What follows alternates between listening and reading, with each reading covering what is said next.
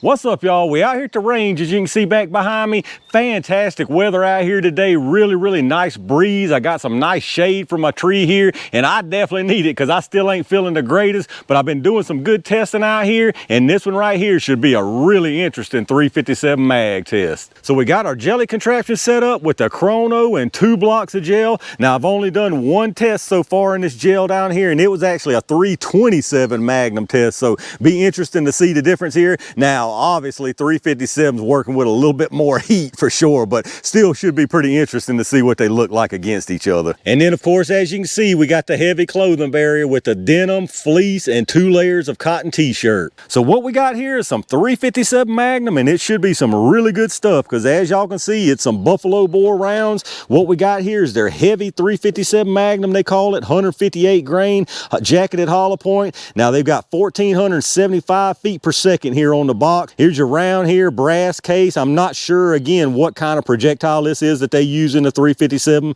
If y'all know, leave me some comments down below. But one thing I do like about Buffalo Bore and pretty much all of their rounds that I've noticed on their website, they give you ballistics. Not only do they put it on the box, but they give you ballistics on their website in several different barrel lengths. So I looked up a couple out of what we're going to be running here. A 3-inch, they're saying $13.98 out of a 3-inch J frame, and then they're saying out of a 6-inch GP100 they're getting $17.07. So that right there don't add up to me. That big of a difference from 3 inches, that doesn't sound right. That's not I mean, that math don't add up. So maybe I'm wrong, maybe there's some kind of magic in these things, but I'm finding that right there hard to believe. So obviously then what we testing them out of here is a 3-inch and a 6-inch. For the 3-inch, I've got the Smith Wesson 686 plus here with the 3-inch barrel, and then for our 6-inch I got Carl's daddy's gun here, the good old Colt Python in 357 Magnum. But I'm really looking forward to see what these things do. Y'all know I'm a huge fan of their 10 mil, their 180 grain 10 mil. Their 180 grain 10 mil is what I judge all the other 10 mil I test by. That's just the way I am. So hopefully this 357 some good stuff also. Let's get this stuff set up and let's check them out. All right, let's see if we can get some speeds on these things, y'all. I'm gonna do a 5-round average from each barrel length. We're gonna start with the 3-inch first. Now I've got this thing set again. The big number you're gonna be seeing is the muzzle, and then I've got it set for 3, 7, 10, 25, and 50 yards. Those are the smaller numbers you'll be seeing on the bottom. The 3 yards basically coincides with where we'll be hitting the jelly at 10 feet. So let's see what we get here. Now, like I said, on a 3-inch J frame, they claiming to get $13.98. So let's see what we get out of this 3-inch here. Whew. We got 1330. Did we get to 50? Yeah, we got out to 50. Got 1373. Yeah, this stuff's got some juice right here, buddy. 1368. Good day, man. 1384, and we got one more. Goodness, man, 1378. So what was it? 1398. We was right there, not quite at it. Let me tell you something, that's some juicy stuff right there, buddy. So let's check out the average. All right, so our 5-round average that time from this 3-inch is 1367. Like I say, they were saying 1398 out of a 3-inch J frame. So we're about 30 off of that. 30, atmospheric conditions, elevation, all of that does come into play. So we're right there at it.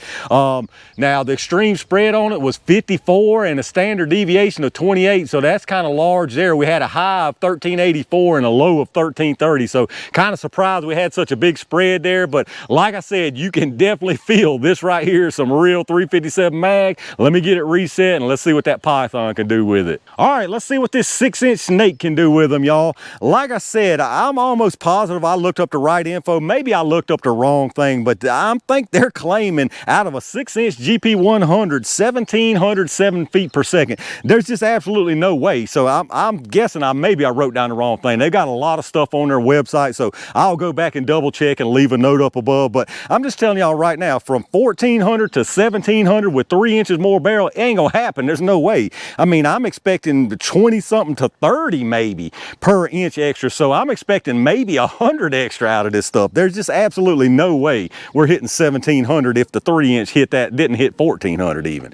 So let's see what we get. I mean, I could be wrong. They might put some kind of magic advanced space dust in this stuff, but there ain't no way, y'all. I'm just telling you, there's absolutely no way.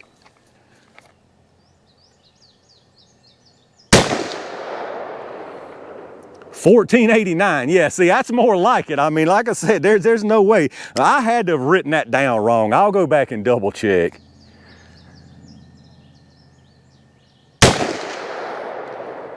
$14.99.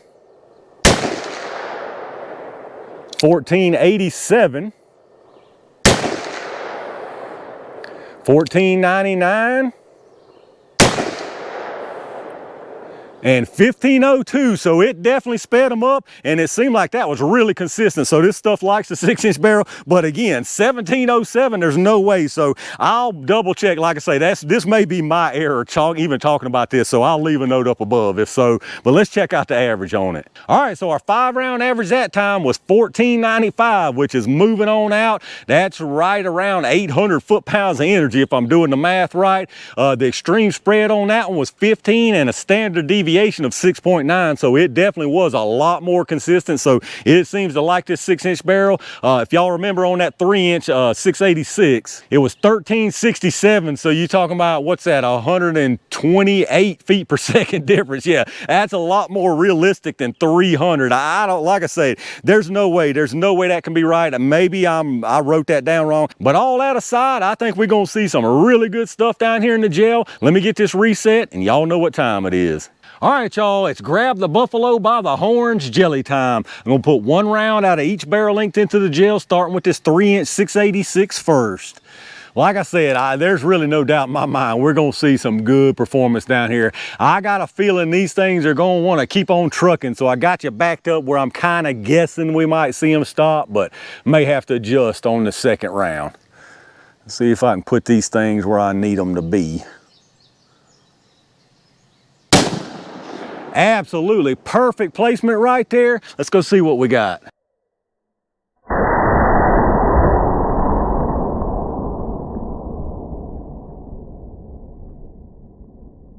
All right, y'all, that right there is looking about what I expected to see out of these buffalo bores. That's some fantastic looking stuff down there. Let's see what this 6-inch does for it. I got a feeling this is gonna make them blocks jump and jive for sure. Hopefully, I'm feeling a little sketched out about this one because I'm gonna try to put it kind of low, but let's see what happens. This might be the last test I do today anyway. I ain't feeling the greatest. Let's see if I can get this where I need it to be. Ah, that definitely went too low.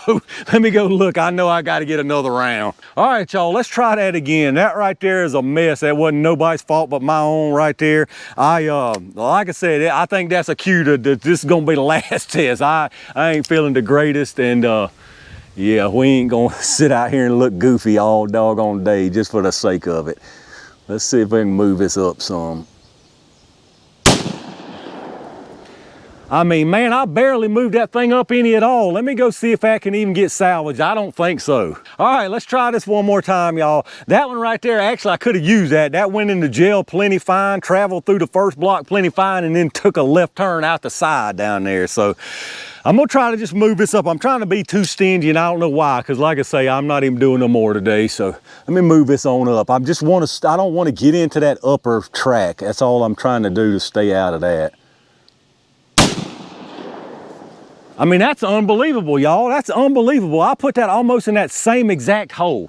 Let me go look at that. All right, y'all, let's try this one more time. I believe I do need to adjust these Python sights. I've only had this thing running one time.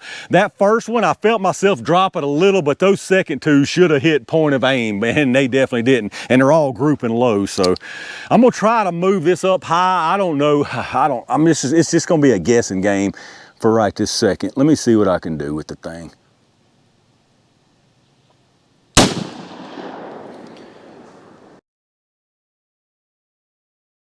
And that one went high enough, but it went left. I mean, this ain't my day, y'all. All right, y'all, this is the last one. That one actually went in straight and curved to the left too. So if this stuff curves to the left, if I miss, if I hit the bottom, I really don't even care anymore. That's just where I'm at with this, y'all. I'm gonna try my best to go high and right and hope that it don't get into another track, but I'm done after this. All right, that's exactly where I wanted to put it this whole entire time. I should have just got mad the whole time, I guess. Let me go down there and see if I can show y'all what we got.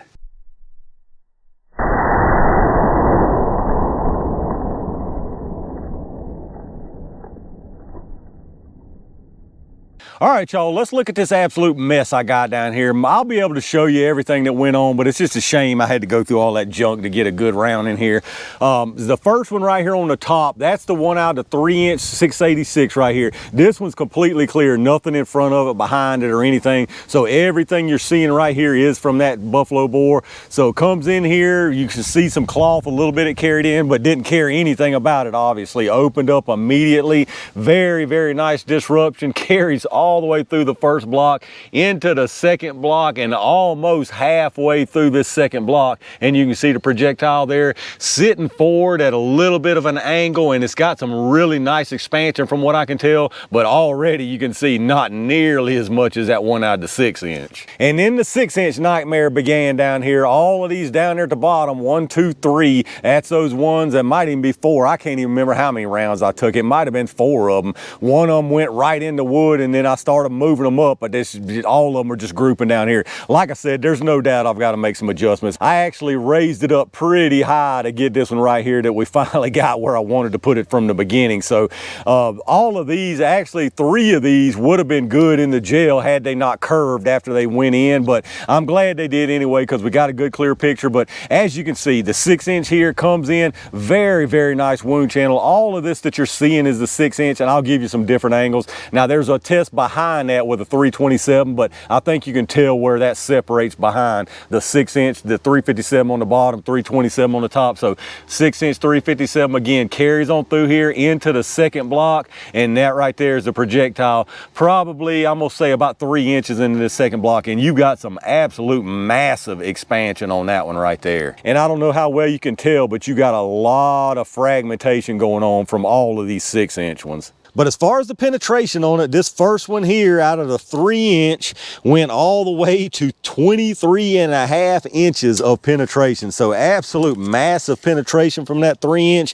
And then the 6-inch here, opening it up a whole lot more, slowed it down, or gave it some more drag, I guess I should say, not necessarily slowed it down, but the forward momentum on it is exactly 19.25, and then you had a little bit of a rebound. So 19.25, that's really, really nice penetration on that. A lot of people are going to say this 3-inch is too much. Y'all know me, I'd run it, but definitely a lot of penetration from both of those. And then here's your closer look. Again, this right here, that's that 3-inch. And then this one right here is the 6-inch that was actually, we finally ended up with. As you can see, it's completely separated. And then you can tell from this angle just how much of it is actually that 357 and then how much behind it is a 327. So you can see right there on all of these 6-inch ones, tons of fragmentation on there. We'll follow both the tracks. Like I said, this one 3-inch, that one 6-inch.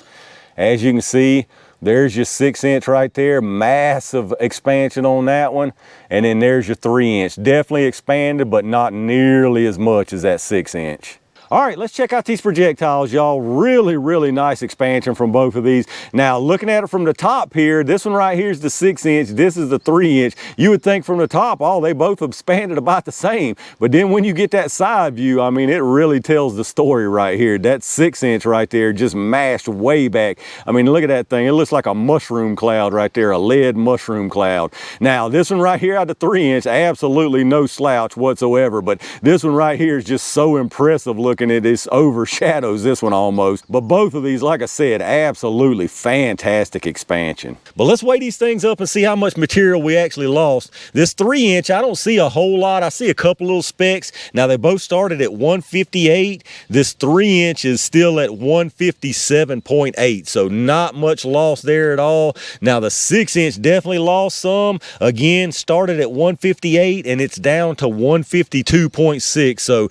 it lost a good bit, but you still got quite a chunk of lead there. And then as far as your expansion, I suspect they're going to be very similar, even though that 6-inch definitely peeled back further.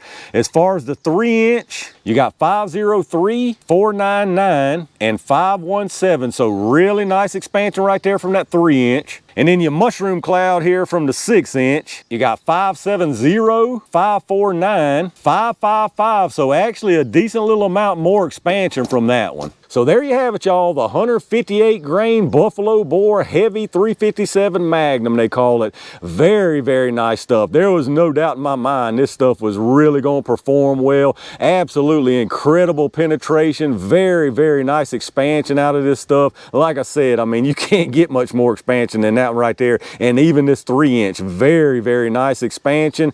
The energy on it, this 6-inch is right at her 800 foot-pounds. This 3-inch, if I'm doing the math, is going to be in the 600s, maybe right at 700. I'll definitely put it up on the screen for y'all. But either way, plenty of energy, plenty of penetration, and some fantastic expansion from these. I would have absolutely no problem running these things for whatever purpose personally. All right, y'all, that right there is going to do it for another great 357 Magnum round. Fantastic performance again. Really nothing left to be said. I didn't have any doubt. This Buffalo Bore stuff is just amazing. The 10 mil, like I said, that 180 10 mil, that's what I judge every other 10 mil round from. Now, this 357, I'll have to go back and look at some of my other 158 grain 357s because I know I've tested some really good 357. I just don't know how much better this is than the other stuff. So I really can't say if I would go out and spend $40-some a box for this stuff, because I feel like I've tested some really good 357 mag that is pretty close to this, but I could be wrong. But let me know what y'all think about the performance from it out here today. Is this something that some of y'all actually do carry, or do you carry it to use it for hunting? Let me know down in the comments if you do use it and what you think about it. This one definitely ended up getting pretty messy, but if you're feeling charitable anyway, reach down and hit that thumbs up button, subscribe to the channel, and make sure you got the notifications turned on. I promise you, most of my tests are a whole lot smoother than this, so make sure you turn them notifications on so you don't miss anything good that I upload. If you're doing some shopping, take a second and hit up those affiliate links in the video description.